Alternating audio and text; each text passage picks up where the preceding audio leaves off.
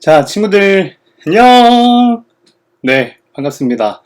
자, 오늘 매주 수요일마다 진행되는 강사님과 함께하는 수요 큐티 시간이 돌아왔습니다!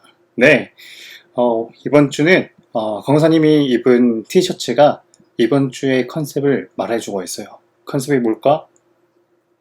바로, 짜잔!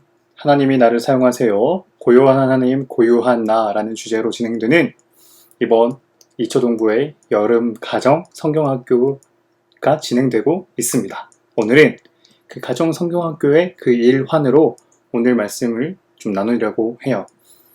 자, 강사님도 친구들과 같이 영상을 보면서 강사님도 그 공과를 또 그리고 가정 성경학교를 진행하고 있어요. 오늘은 강사님은 특별히 일과를 했습니다. 친구들처럼 강사님도 목적을 기억해요 라는 말씀으로 이 오늘의 공과를 강사님도 진행했고요. 그리고 그것을 끝난 다음에 나의 관심 그래프를 또 강사님도 그렸습니다. 강사님은 좀 관심이 많은 것 같아요. 좀 다른 거에 대해서. 그리고 관심 그래프를 그린 다음에 목적을 기억하는 시간 8시에 이렇게 적었습니다. 우리 친구들도 이런 활동들을 좀 했나요? 잘 했죠? 많은 친구들이 이번 가정성경학교에 즐겁게 참여해주고 있는 것 같아서 강사님의 마음이 참 기쁘고 즐거워요. 그래서 우리 친구들도 앞으로 남은 가정성경학교 마무리까지 포기하지 말고 끝까지 충성을 다하는 우리 친구들 되기를 축복합니다. 네, 그리고 혹시 아직 가정성경학교를 신청하지 않았던 친구들은 혹시 이 영상을 보면서 나도 한번 가정성경학교 늦더라도 한번 해보고 싶다 라는 이 마음이 든다면 늦지 않았습니다. 강사님께 조금 말해주세요. 강사님께 살짝 말해주세요. 신청하고 싶다고. 그러면 강사님이 그 친구에게 교재를 보내드리도록 하겠습니다. 사실 신청 기간은 지나긴 했어요. 네, 자, 그러면 오늘 말씀 한번 이제 볼까요? 자, 오늘 말씀은 이사야 14장 1절에서 23절 말씀입니다. 오늘 말씀 들어가기 전에 여기서 먼저 우리 친구들과 함께 강사님이랑 기도하고 또 진행하도록 하겠습니다. 하나님 아버지 감사합니다. 우리 친구들이 오늘 말씀을 또 묵상하려고 합니다. 하나님, 우리 친구들이 오늘 말씀 묵상할 때 하나님께서 우리 친구들에게 어떤 말씀을 주실지에 대한 것을 하나님 친구들이 잘 받을 수 있도록 도와주시고 또 그리고 가정성경학교를 진행하는 모든 가정마다 하나님의 놀라운 은혜와 축복으로 하나님 가정에게 임하여 주옵소서. 예수님 이름으로 기도드립니다. 아멘. 자, 오늘 말씀은 이사야 14장 1절에서 23절 말씀 중에 1절에서 7절 말씀을 뽑은 말씀이에요. 회복되는 나라와 망하는 나라 라는 제목의 말씀 한번 읽겠습니다. 여호와께서 야곱 백성을 불쌍히 여기시고 이스라엘을 다시 선택하셔서 그들을 고향에서 살게 하실 것이다. 그때 외국 백성도 이스라엘 사람들에게 와서 야곱 백성과 하나가 될 것이다. 여러 민족이 이스라엘 사람을 고향으로 데려다 줄 것이며 이스라엘 백성은 여호와의 땅에서 그들을 남종과 여종으로 삼을 것이다. 옛날에는 이스라엘 사람이 그들에게 사로잡혀 갔으나 이제는 그들을 사로잡고 자기를 압제하던 자들을 다스릴 것이다. 여호와께서 힘든 일로 슬퍼하고 고생하는 이스라엘 사람을 쉬게 하실 것이다. 그들이 다시는 종으로 일하게 되지 않을 것이다. 그날이 오면 이스라엘은 바벨로니아 왕을 가리켜 이렇게 노래할 것이다. 우리를 억누르던 무자비한 왕이 죽어버렸네. 다시는 다스리지 못하게 되었네. 여호와께서 악한 통치자들의 호를 꺾으시고 압제자들의 권력을 빼앗아 가셨네. 바벨로니아 왕이 노하여 민족들을 쳐부수고 끊임없이 백성들을 치고 나라들에게 화를 내며 몹쓸 짓을 하더니 이제 온 땅이 편히 쉬며 평화를 누리게 되었네. 모든 백성이 기뻐하며 노래를 시작하네. 아멘. 자, 한번 읽기. 고향으로 돌아오는 이스라엘 백성의 마음을 상상하며 오늘 말씀을 읽어보세요. 네, 오늘 말씀을 읽었습니다. 자, 그리고 두 번 읽기 제목 부분입니다. 여호와께서의 동그라미 표를 하고 하나님이 하신 일에 밑줄을 그어보세요. 그리고 여호와께서라는 단어에 동그라미를 쳐볼까요? 자, 여호와께서가 어디 있을까요? 1절에 바로 있네요. 여호와께서 야곱 백성을 불쌍히 여기시고 이스라엘을 다시 선택하셔서 그들을 고향에서 살게 하실 것이다. 하나님이 하신 일에 밑줄을 그어보라고 하셨으니까 하나님이 하신 일에 밑줄을 그어봅시다. 야곱 백성을 불쌍히 여기시고 이스라엘을 다시 선택하셔서 그들을 고향에서 살게 하실 거예요. 자, 그리고 여호와께서는 또 있습니다. 3절에 있네요. 여호와께서 그리고 하나님이 하신 일, 힘든 일로 슬퍼하고 고생하는 이스라엘 사람을 쉬게 하실 것이다. 그래서 그들이 다시는 종으로 일하게 되지 않을 것이다. 네, 그리고 또 어디 있을까요? 여호와께서 5절에 있습니다. 여호와께서 악한 통치자들의 홀을 꺾으시고, 홀이 뭐예요? 여기 밑에 있죠. 왕이 들고 있는 지팡이. 그러니까 그 지팡이가 뭘 상징하냐면 권력을 상징합니다. 그러니까 권력을 꺾으신다는 말이에요. 권력을 꺾으시고 압제자들의 권력을 빼앗아 가셨네. 네, 이렇게 해서 여호와께서의 동그라미 표시를 다 쳤습니다. 자, 그 다음에 무자비한 왕의 네모 표시를 하고 바빌로니아 왕에게 일어날 일을 물결선을 그어보세요. 자, 무자비한 왕의 네모 표시를 합니다. 무자비한 왕은 어디 있나요? 네, 4절의 중반부에 있네요. 무자비한 왕. 이 왕이 어떻게 된다고 했나요? 죽어버립니다. 그래서 다시는 다스리지 못하게 됩니다. 네, 여기까지. 자, 그래서 우리는 2번 읽기도 완료했습니다. 자, 이제 3번 읽기로 넘어갈까요? 3번 읽기에 이스라엘 백성이 다시 고향에서 살게 된 까닭은 무엇인가요? 1절에 있대요. 이스라엘 백성이 다시 고향에서 살게 된 이유. 1절, 여호와께서 야곱 백성을 불쌍히 여기시고 이스라엘을 다시 선택하셔서 그들을 고향에서 살게 하실 것이다. 동그라미 표시와 밑줄 친 부분에 다 답이 있네요. 자, 한번 적어봅시다. 여호와께서, 우리 친구들도 함께 적어요. 야곱 백성을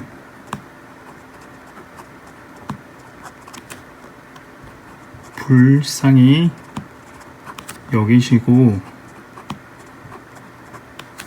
또 다시 이스라엘을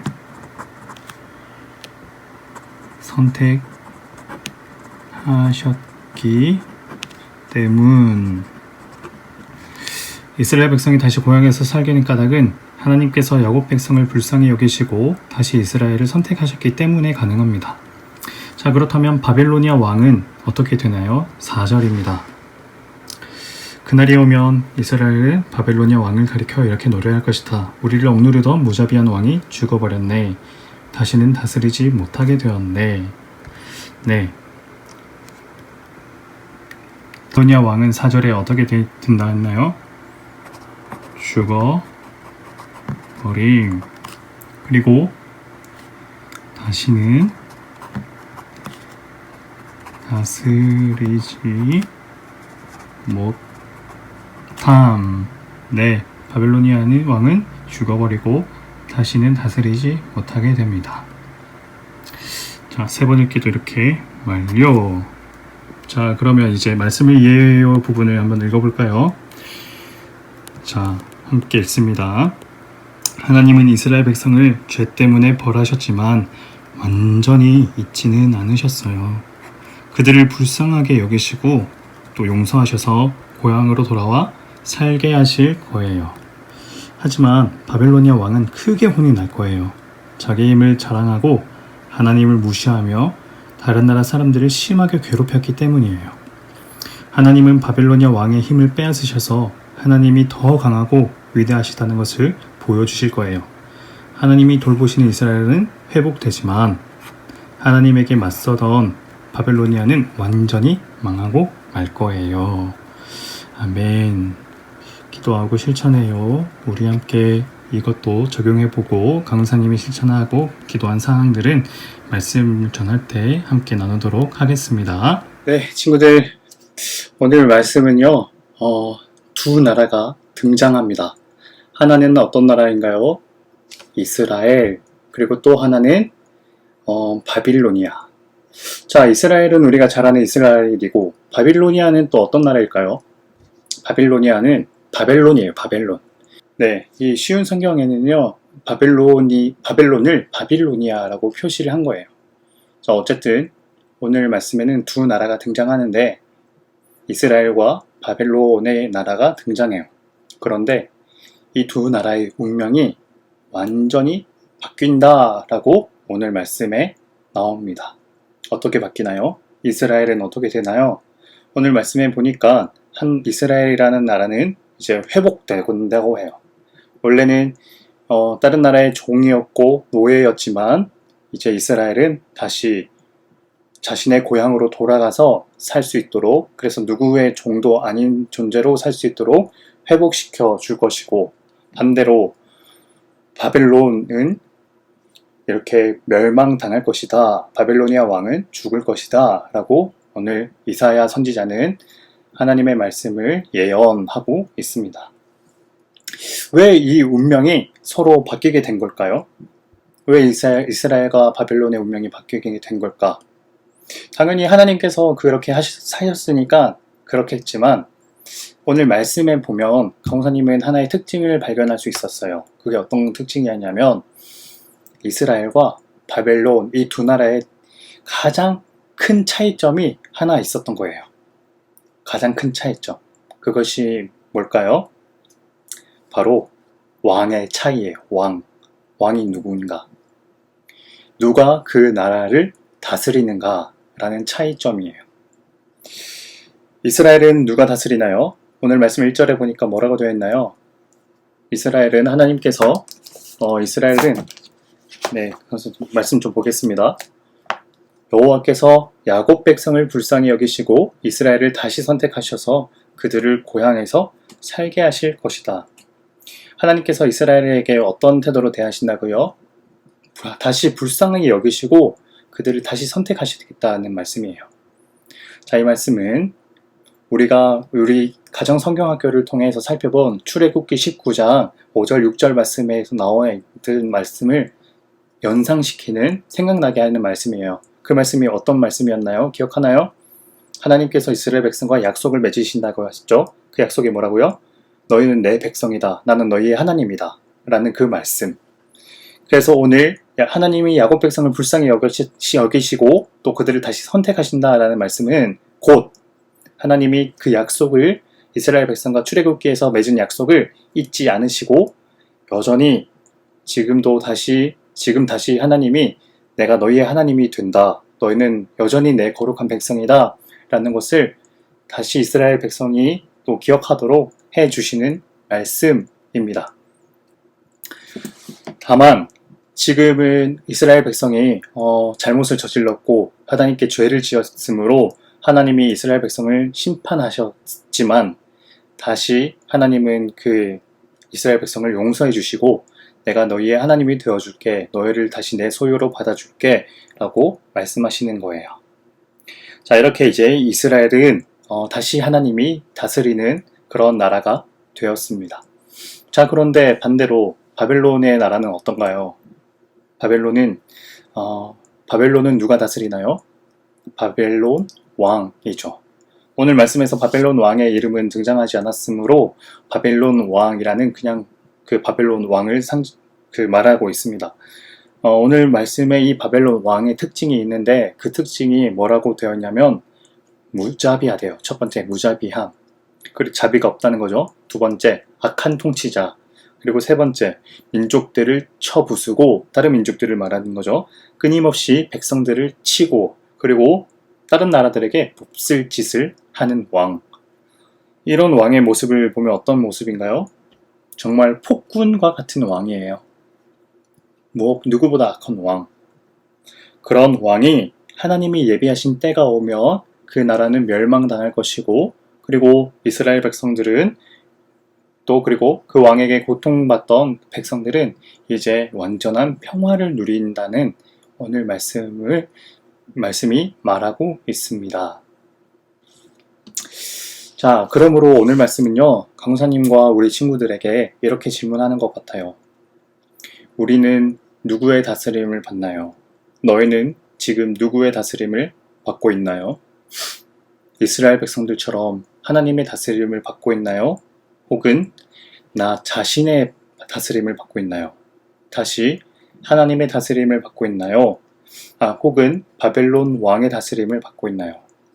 바벨론 왕은 어떤 사람인가요? 누가 바벨론 왕인가요?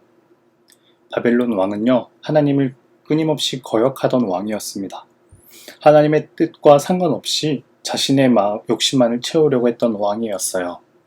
그래서 우리 마음에 바벨론 왕이 있다면 그것은 하나님의 뜻을 거역하고 하나님의 뜻에 순종하지 않으려는 그런 마음 상태예요. 그러니까 우리 마음에도 그런 바벨론 왕이 존재할 수 있는 거예요. 그래서 우리 마음에도 두 나라가 있습니다. 한 나라는 하나님의 뜻에 순종하려는 하나님의 나라, 또 하나님의 뜻을 거역하려는 우리의 욕심과 우리의 욕망의 나라, 바벨론 왕과 같은 그런 나라가 있어요. 그러므로 다시 질문합니다. 나는 바벨론 왕의 통치를 받고 있나요? 하나님의 다스림을 받고 있나요? 오늘 성경학교의 이 주제가 고요한 하나님, 고요한 나인데, 하나님의 고요함은 우리 자신의 각자의 고요함, 다 다름을 인정해 주고 있어요.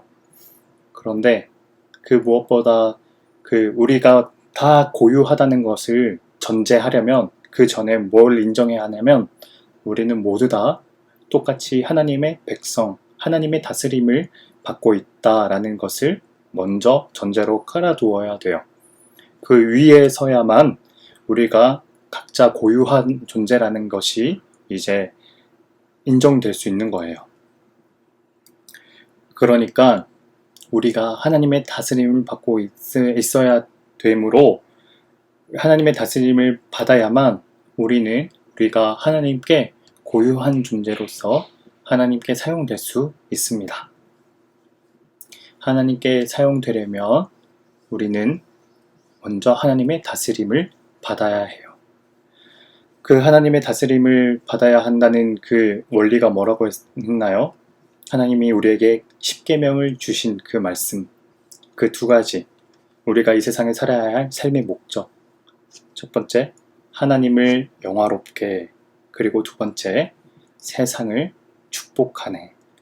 그런 이 일을 하나님께서는 우리에게 가르쳐 주시고 그 목적을 계명을 주셨습니다. 자, 그러므로 우리는 하나님의 다스림을 받고 하나님께 사용받기 위해서 우리는 이 삶의 목적을 잊지 않고 늘 기억해야 돼요. 그래서 오늘 강사님도 어떤 적용을 할 거냐면 오늘 성경학교 2과에 이런 활동을 했었어요. 목적을 기억하는 시간 8시라고 했어요. 아침 8시, 저녁 8시마다 하나님께서 내게 베푸신 삶의 목적을 기억하는 시간으로 삼았습니다. 강사님은 그래서 아침 8시와 그리고 저녁 8시마다 이 목적을 기억하는 시간을 가지려고 해요. 아침 8시에는 오늘 하루를 살면서 하나님의 뜻에 살도록 노력하겠습니다 라는 것을 기억하고 다짐하고, 그리고 저녁 8시가 되면 오늘 하루 하나님의 뜻에 맞게 살았는지를 다시 점검하며 내일에는 또 하나님의 뜻대로 살겠다고 또 다짐하는 그런 시간을 가지려고 해요. 우리 친구들도 그런 시간으로 하나님께 사용받기 위해서 하나님 저를 다스려 주세요 라는 이 기도를 계속 할 수 있는 그런 우리 초등부 친구들 되었으면 좋겠습니다. 자, 남은 가정성경학교, 그리고 또 이제 계속해서 진행하는 우리 큐티 계속 끝까지 화이팅입니다. 아멘.